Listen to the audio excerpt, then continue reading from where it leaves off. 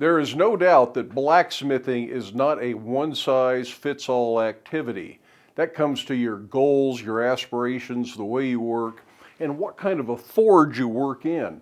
There are lots of different options for forges, and for me it has come time to face certain realities and accept really kind of who I am as a blacksmith.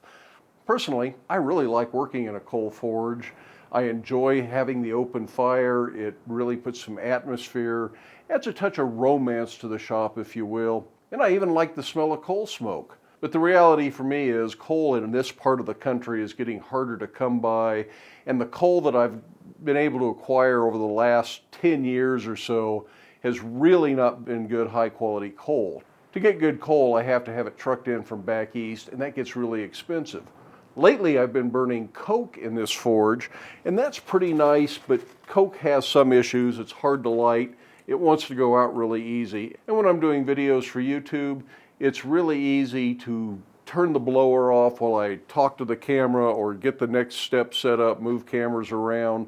Sometimes that means the fire dies down, and then I got to turn the blower on and wait for it to come up. Really inefficient for me, and I realize it's probably not my best option. And the truth is that most of the work that I do in the blacksmith shop gets done in a gas forge. I've had various gas forges over the year, but I find that they're really convenient. It's easy to put multiple bars in and not have to worry about burning them up as long as your gas forge is adjusted properly. In a couple of the shops I've had, I didn't even have a chimney or the option of a coal forge. In fact, right here in this shop, I didn't have a coal forge for probably the first 5 or 6 years that I was working in here. That's something I added later just because I felt like I had to have one. And coal forges are good and versatile. You can do just about anything in a coal forge. Gas forges can have their limitations, and sometimes you have to modify the way you work. I've been a lot more interested in the induction forge and learning what it's capable of, and I find that for the smaller, more delicate forge welds, this is really a very good way to go, and that's something I used to do pretty much exclusively in a coal forge. Now, as induction forges go, this is rather small because I only have single-phase power, and you need some pretty big 3-phase power to run the big induction forges. But maybe someday I'll be able to have one of those.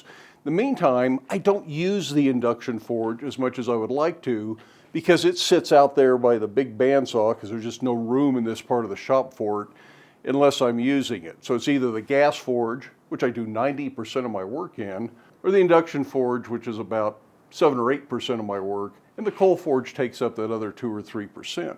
I suppose the main reason I keep the coal forge around is because it looks good on videos. But at some point, I've just got to be true to myself. I've got to be honest with you. That's not really how I work. So today I'm going to start the process of removing the coal forge so that the gas forge and the induction forge can sit in this space, which is way more efficient for working. It's easier to get to the anvil. I don't have to step around here. I don't have to move forges in and out, disconnect one to put in the other one. They'll just sit here and they live here semi-permanently. And I say semi-permanently because I'm not going to completely get rid of the chimney. And if I ever need a coal forge for a big project, I can bring it back in and get it set back up, or make a smaller, more compact coal forge on wheels that I won't have to drag around. This one's big and heavy, and I'm not looking forward to trying to get it out of here.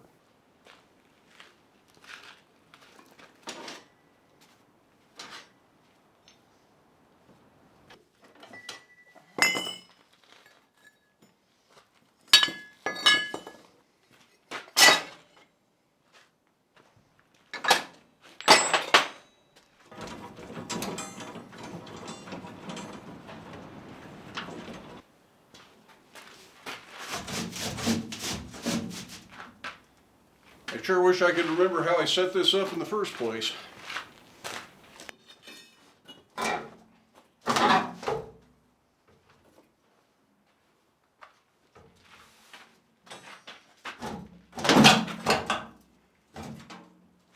How about that? Piece of cake.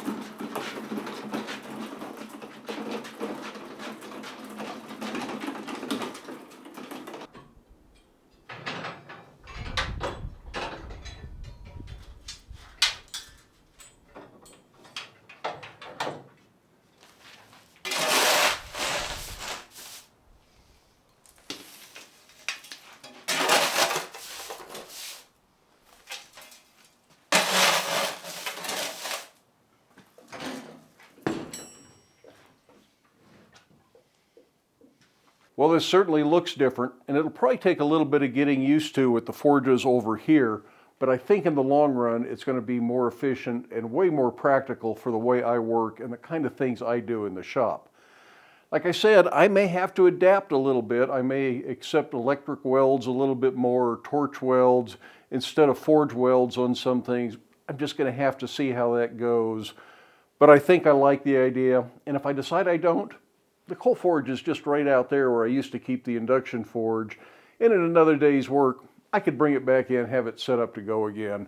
So that option has not completely gone away, but this is going to really force me to test the theory on whether or not I need it. And if I haven't brought the coal forge back in 6 months, maybe a year, I'll probably go ahead and part with it, let somebody that has need of it make use of it, because I really think that this is going to be better in my shop. Somebody right now is thinking, if you don't have a coal forge, you're not a real blacksmith. That's you. I made this video right down here just for you. For everybody else, you might enjoy this video up here. In the meantime, I hope you have time in your day to get out to your shop, make something, but stay safe, wear your safety glasses. We'll see you for the next video.